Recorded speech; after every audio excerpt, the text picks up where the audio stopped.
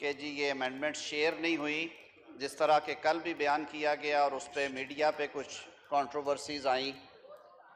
एक चीज़ तो बिल्कुल क्लियर है कि सेक्शन 230 के अलावा इन अमेंडमेंट्स में जितनी क्लॉजेस को भी शामिल किया गया है उनमें से किसी क्लॉज पे कमेटी के किसी रुकन को एतराज़ नहीं था, बशमूल हमारे जो साथी अपोजिशन बेंचेस से जनाब अफजल ढांडला साहब, मोहतरमा फमीदा मिर्ज़ा साहिबा और सेनेटर अली ज़फ़र साहब। अली ज़फ़र साहब, सेक्शन 230 के अलावा जो अमेंडमेंट्स थी वो कंसेंसस के साथ थी। सेक्शन 230 के बारे में कहा गया कि वो कल की गई, हालांकि कमेटी का जो ग्रुप है, जो व्हाट्सएप ग्रुप बनाया गया था जिसमें हम और ईमेल पे शेयर करते थे, ये अमेंडमेंट जुमे वाले दिन 5 रोज़ पहले डाल दी गई थी। बाहर कैफ चेयरमैन कमेटी ने आज दोबारा सारी कमेटी को मदऊ किया। हम ताख़ीर के लिए माजरत चाहते हैं और इसी वजह से थोड़ा सा ताख़ीर भी हुई। तो 230 सेक्शन की हद तक उसको दोबारा एग्ज़ामिन कर लिया गया।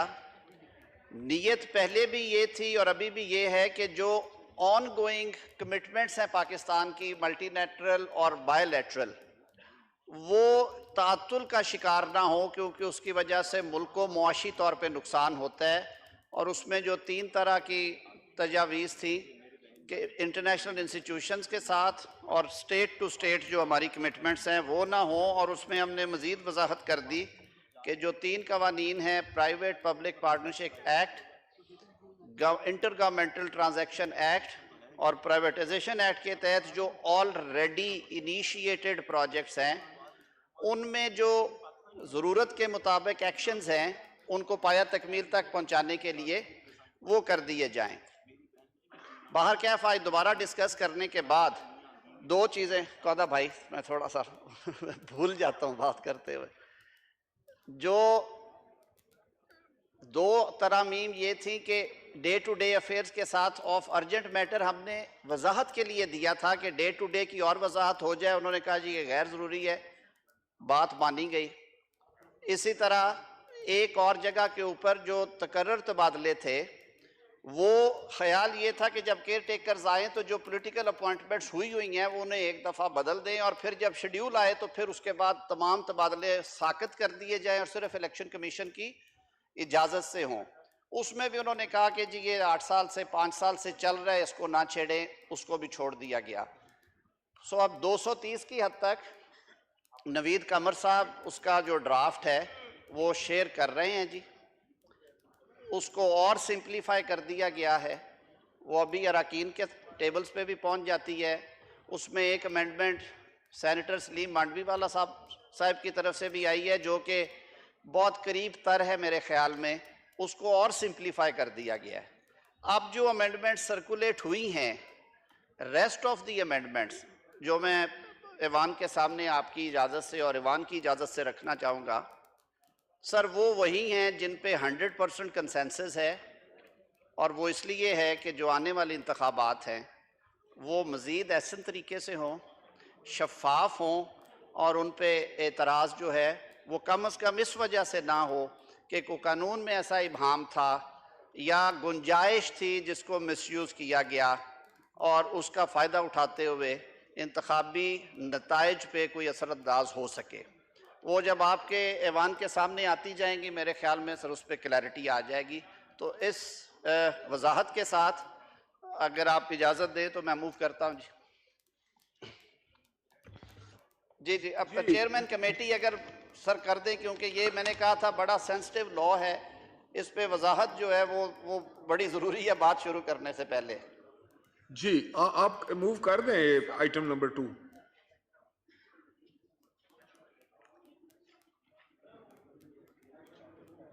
जी मुर्तज़ा जावेद अब्बासी साहब। I wish to move that the bill further to amend the Elections Act 2017, the Elections Amendment Bill 2023 as passed by the National Assembly and not passed by the Senate within 90 days be taken into consideration at once under Clause 3 of the Article 70 of the Constitution of the Islamic Republic of Pakistan.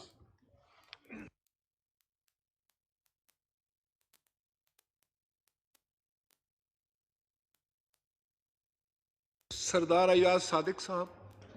शुक्रिया speaker साहब। Speaker साहब, जिस तरह law minister साहब ने अभी जिक्र किया कि हमारी आज जो मुलाकात हुई उससे पहले जो तवील मुलाकातें हुई हैं, मीटिंग्स हुई हैं इलेक्शन रिफॉर्म्स के हवाले से, इसमें जो कमेटी आपने और चेयरमैन सेनेट ने कॉन्स्टिट्यूट की थी उसमें इत्तेफाक राय के साथ, और मेरा ख्याल है कोई भी एक ऐसी आवाज़ नहीं थी जिसने ऑब्जेक्ट किया हो, और उसमें अली ज़फ़र साहब भी थे पीटीआई के, और उन्होंने बल्कि ये चीज़ भी कही कि जो चीज़ें मैंने देखी थी, अमेंडमेंट्स प्रपोज हुई थी मुख्तलिफ फोरम से, उसमें जो चीज़ों पे मैंने ऑब्जेक्ट करना था, जो पार्टी या इंडिविजुअल स्पेसिफिक थी, वो ऑलरेडी कंसिडर भी नहीं की गई। वो इसलिए नहीं कंसिडर की गई कि इलेक्शन कमीशन ऑफ पाकिस्तान के कवानीन हैं जहाँ के ये ऑलरेडी इनको टेकअप किया जाता है, उनका एक फोरम है और एक कानून मौजूद है। दूसरी चीज़ थी कि कल ये बात हुई कि हम 230 को लेके आ रहे हैं, और 230 में हम इतने इख्तियारात देना चाह रहे हैं केयर टेकर को, जिससे तासुर ये जा रहा था कि शायद केयर टेकर कोई लंबे वक्त के लिए आ रही है। ये एक मिस कंसेप्शन थी।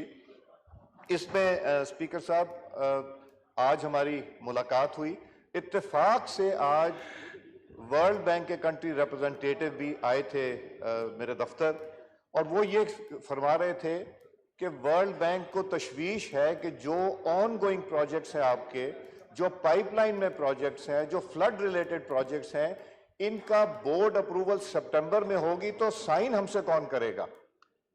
जो साइन करना है एग्रीमेंट के, ताकि वो जितने $100 मिलियन पाकिस्तान आने, वो सिग्नेचर कौन करेगा? इस गवर्नमेंट के पास तो इख्तियार ही नहीं होगा।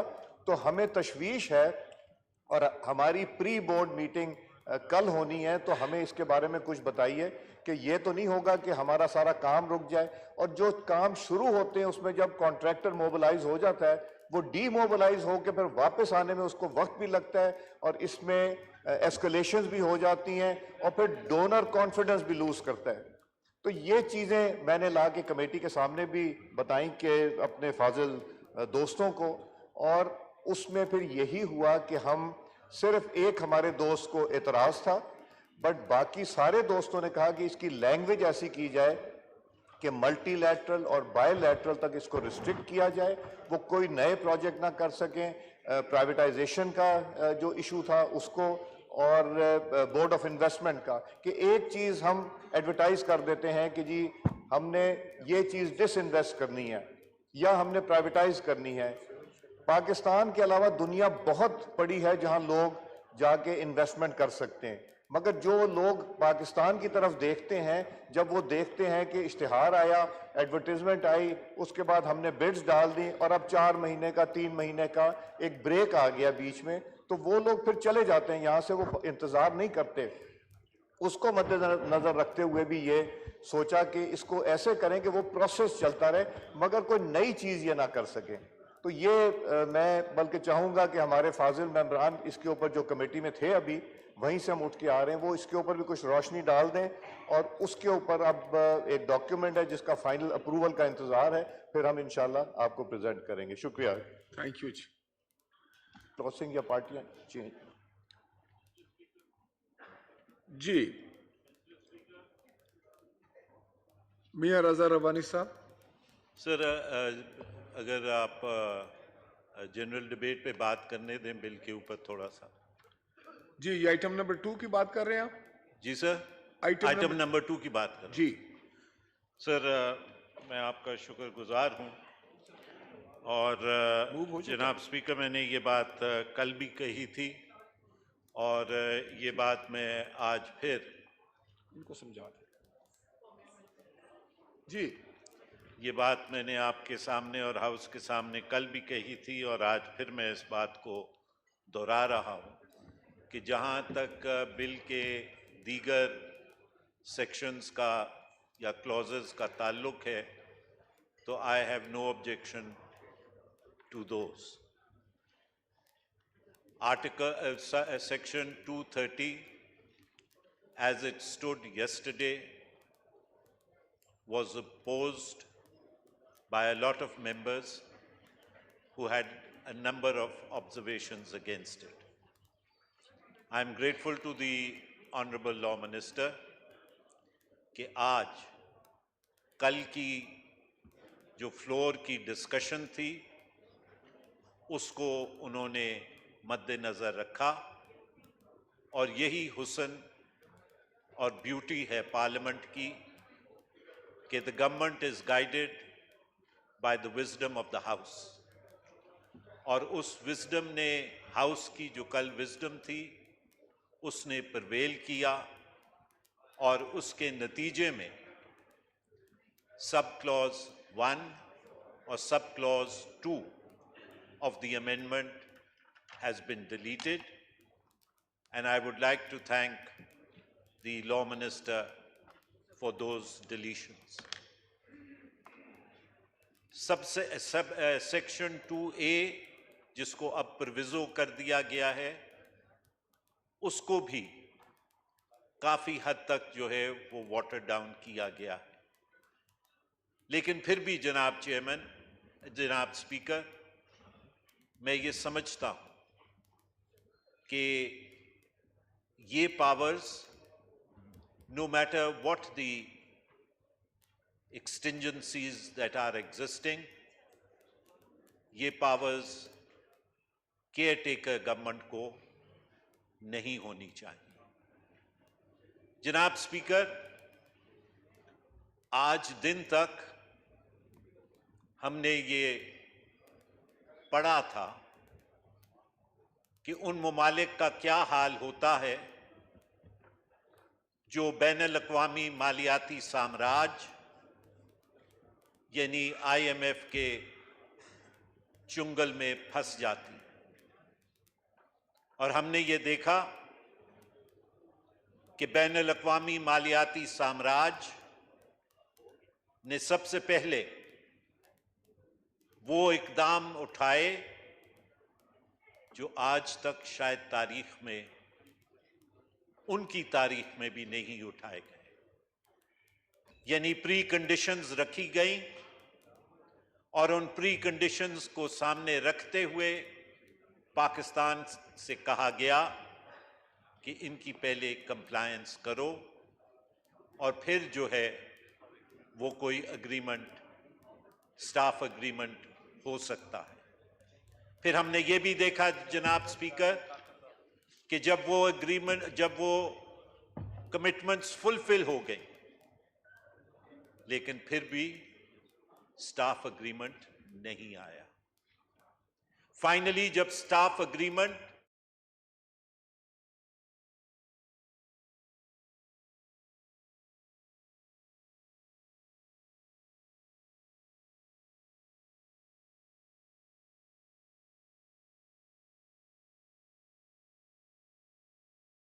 intervention say, and this is also a unique matter and a unique case, Mr. Speaker, that the Prime Minister of a country would have to talk on telephone on a number of occasions with a director or the head of the IMF, which is not his status. But for the sake of the country, he did that. But that apart, Mr. Chairman, जब agreement हो गया तो फिर एक और अनोखी चीज हुई, और वो अनोखी चीज ये थी कि बैनुल-अक़वामी मालियाती साम्राज्य के कासालेस, उनके रिप्रेजेंटेटिव्स पाकिस्तान की पॉलिटिकल पार्टी से जाके मिले। जनाब चेयरमैन, जनाब स्पीकर, ये कहां पे होता है? आपका एग्रीमेंट हुकूमत पाकिस्तान के साथ था। अगर हुकूमत पाकिस्तान ने उस एग्रीमेंट को साइन कर दिया तो the country is bound by that agreement. Mister speaker, आपको ये हक हरगिज नहीं होता कि आप इंडिविजुअल सियासी जमातों के पास जाएं और आप वहां पे जाके उनसे पूछें कि क्या आप इस एग्रीमेंट के साथ खड़े हुए हैं या नहीं खड़े हुए। This is an interference in the sovereignty of the country. जनाब चेयरमैन, जनाब स्पीकर, नई नई रवायात रखी जा रही हैं